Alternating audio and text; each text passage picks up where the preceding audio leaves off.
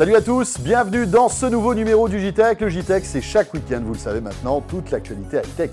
Votre téléviseur va-t-il tomber en panne? Plus d'images en 2016? Non, pas de panique, uniquement si c'est un vieux téléviseur et si vous êtes branché sur la TNT.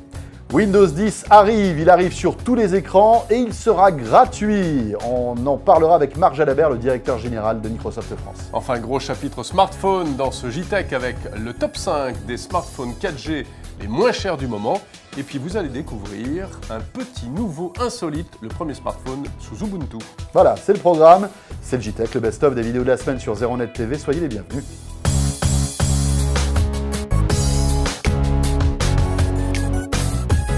Et oui, donc un décret est tombé il y a quelques jours, ça y est, fin 2016, notre bonne vieille TNT, celle qui est arrivée en 2005, eh bien, va s'arrêter. Mais attention, pas de panique, si vous êtes fan de Plus belle la vie, vous allez quand même pouvoir suivre votre épisode préféré.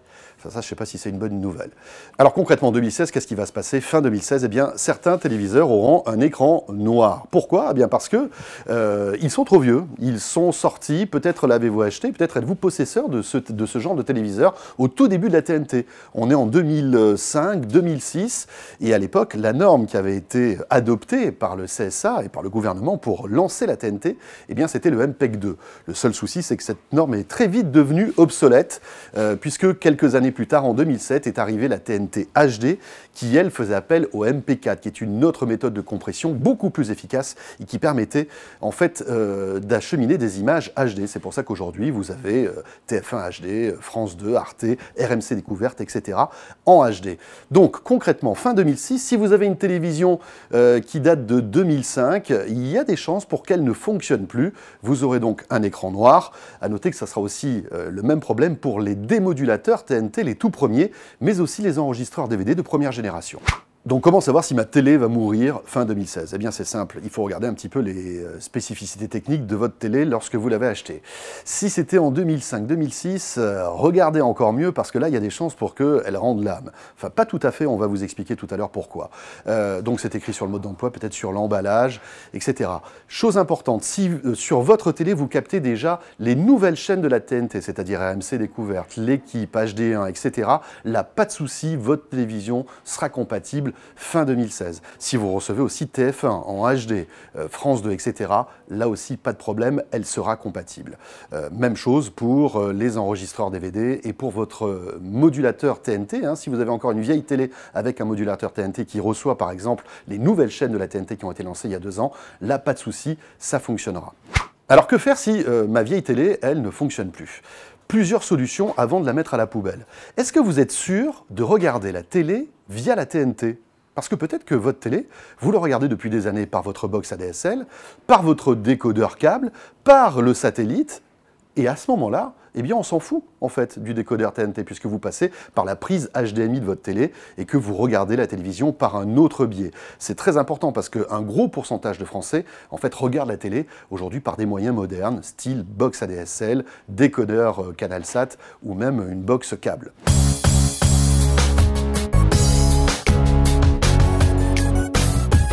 C'est gratuit si on fait la mise à jour 12 mois après la sortie, jusqu'à 12 mois après la sortie. On aura 12 mois et on pourra le télécharger entièrement gratuitement. Ouais, et ça sera gratuit. Enfin, à condition d'avoir déjà un Windows. Quoi. Voilà, 7, 8 ou 8.1. D'accord. Sur la sortie, on ne l'a pas dit. Oui, parce qu'on avait pas mal de questions, c'était un peu flou au début. Alors maintenant, c'est clair. Ah oui, sur la disponibilité. Oui, c'est gratuit et on l'installe sur sa machine. Non, parce qu'au début, on avait cru comprendre que c'était la première année qui était gratuite, mais en fait... Non, c'est si on met à jour la première année, c'est gratuit, ça reste gratuit. Voilà. Ça, c'est sûr, définitif. Et à vie. Et à vie jusqu'à la fin de vie de son PC ou de son smartphone. Voilà, c'est ça, voilà. Jusqu'à ce qu'il rende l'âme. Mais et après, on ne sait pas le prix que ça coûtera. Le prix, on n'a pas donné les prix de Windows 10 pour les OEM. On n'a pas dit combien ça coûterait si on n'est pas, donc si on est sous XP ou sous Vista, ça on l'a pas encore dit. Et on n'a pas dit non plus, après 12 mois, combien coûterait la mise à jour.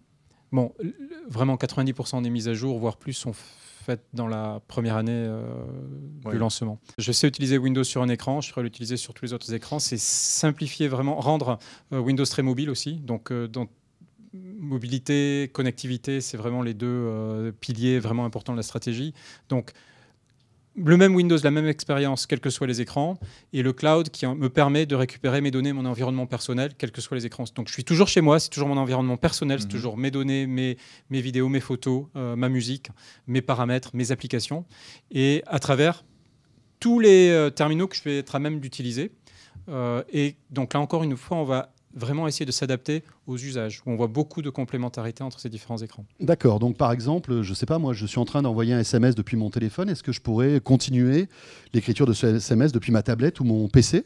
Pour un SMS, il y a une marque concurrente qui le fait pas mal, d'après ce que j'ai compris. Est-ce que ça va arriver sous Windows? Non, parce on n'a pas parlé de ce type, il faut une carte 3G, enfin il faut une carte, une connexion réseau. On a expliqué sur Windows Phone qu'on allait complètement intégrer le centre de messages, notamment avec l'intégration de Skype qui était quelque chose de très demandé. Oui. Mais on va fluidifier, on le fait déjà avec Windows Phone, vraiment toutes les modalités d'interaction avec ses contacts, donc que ce soit par messagerie instantanée, par messagerie SMS, par tout type de messagerie classique ou pas, on aura la possibilité d'accéder au niveau de chacun de ces contacts à toutes ces interactions. Et ça, on connaît déjà ça sur Windows Phone. Voilà, c'est super.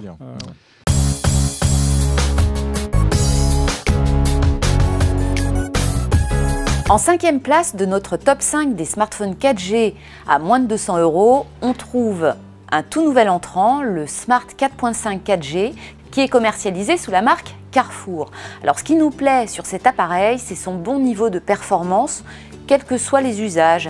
Alors on aime l'affichage, on aime l'endurance du mobile, mais aussi ses aptitudes photo, ce qui est assez rare à ce niveau de prix. Précisons qu'il est équipé d'un écran de 4,5 pouces, donc il sera particulièrement apprécié des amateurs de petits formats, discrets en poche. À la 4e place, on découvre le Sosh Phone, qui est commercialisé par l'opérateur Sosh, comme son nom l'indique, et qui est conçu par ZTE. Alors pour 149 €, ce smartphone est équipé d'un grand écran HD de 5 pouces et c'est très rare à ce niveau de prix. Par ailleurs, l'appareil offre de belles performances, une belle endurance, bel affichage, bonne qualité photo, donc on peut le dire, cela reste, même s'il a été commercialisé il y a déjà un peu plus de 6 mois, une très belle affaire. À la 3e place de notre top, on trouve un modèle de grand constructeur. Il s'agit du Xperia E3 de Sony. Et ce qu'on apprécie plus particulièrement sur cet appareil, c'est son design, vraiment très balisé Sony, et des performances qui sont dans l'ensemble très correctes, notamment au niveau de l'endurance. Précisons qu'il s'agit d'un modèle petit format, puisque l'appareil est équipé d'un écran de 4,5 pouces. À la 2e place du top, on trouve encore un modèle Sony. Il s'agit du Xperia M2, un modèle qui est équipé d'un grand écran de 4,8 pouces. Alors là encore, ce qui nous plaît sur l'appareil, c'est avant tout le design Sony et aussi l'excellente autonomie de cet appareil qui est presque du niveau d'une phablette. Une chose importante, il s'agit d'un modèle qui a été lancé avant l'été 2014, à un prix beaucoup plus élevé, mais bonne nouvelle, ce prix a baissé récemment, il est donc sous la barre des 200 € aujourd'hui. Enfin, récemment testé par la rédaction, le Noura arrive en tête de notre top 5 des smartphones pas chers. Alors, il s'agit naturellement d'un modèle 4G et surtout, il se distingue par son très grand écran de 5,5 pouces. Il s'agit véritablement d'un format phablette. Cet appareil est conçu par Alcatel One Touch et il est commercialisé sous la marque Orange. Et vraiment, ce qui nous a littéralement bluffé sur cet appareil, c'est l'autonomie puisqu'on a plus de 25 heures en appel et plus de 17 heures en surf 4G ainsi qu'en lecture vidéo.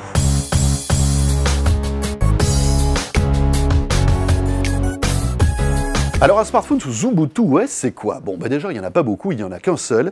Il s'agit de l'Aquaris de la marque espagnole BQ qu'on découvre de plus en plus ici en France, avec un processeur Cortex A7 1 Go 3, donc en matière de puissance. Il n'a qu'un Go de RAM, et il a 8 Go de stockage. Autant vous dire que c'est un téléphone d'entrée de gamme qui coûtera aux alentours des 170 €. Il a un écran de 4,5 pouces, tout ce qu'il y a de plus normal, avec une définition de 540 par 960 pixels. Alors ça apporte quoi un smartphone sous Ubuntu? Eh bien la différence par rapport à ce que vous connaissez traditionnellement sous Windows Phone, sous Android ou iOS, déjà ça apporte aussi une rupture au niveau de l'ergonomie et de l'interface du smartphone, puisque en fait cette interface s'appelle Scopes et elle change radicalement de ce qu'on a l'habitude de voir avec ces grilles d'icônes. Là vous rentrez en fait dans un écran d'accueil qui va être personnalisé à chaque fois, avec un écran d'accueil spécialisé vidéo, musique ou même par exemple actualité. Alors c'est bien sympa un smartphone sous Ubuntu OS, mais il y a quand même un problème, c'est le manque cruel d'applications. À part quelques applis qui ont été développées pour ce système, comme par exemple une appli Facebook, eBay, Twitter ou Dropbox, ouais, c'est la fête, mais il n'y a pas grand-chose. Donc soit vous êtes quelqu'un qui n'utilise pas énormément d'applications et vous surfez énormément sur le web, il suffit pour vous d'avoir Twitter et Facebook, et bien là ça vous suffira. Mais en revanche, si vous êtes un adepte des objets connectés, de la musique sur par exemple Spotify ou Deezer, là ça va être un petit peu plus compliqué cet Aquaris. Alors puisqu'on parle aujourd'hui de smartphones un peu exotiques, sachez qu'il en existe d'autres. Par exemple, vous pouvez trouver chez ZTE ou Alcatel One Touch des smartphones sous Firefox OS. Alors c'est pas nouveau, ça existe depuis quelques mois déjà. Leur avantage, leur prix, ça coûte entre 60 et 90 €. Firefox annonce même des smartphones à 25 $ dans les mois qui viennent. Alors ne vous attendez pas à un exemple de fluidité, et là encore, le gros problème du système Firefox OS, eh bien c'est le manque d'applications. Il n'y en a pratiquement pas. Bon alors pour cultiver votre esprit rebelle, si Ubuntu OS ou Firefox OS ne vous plaît pas, vous pouvez tenter du côté de chez Tizen. Alors Tizen, c'est un système d'exploitation qui est en ce moment bien poussé par Samsung, qu'on peut retrouver d'ailleurs du côté de certaines montres connectées du constructeur coréen. Un smartphone Samsung sous Tizen est d'ailleurs prévu. Il sera réservé aux pays émergents. Là encore, le gros problème, c'est qu'il y aura un manque cruel d'applications.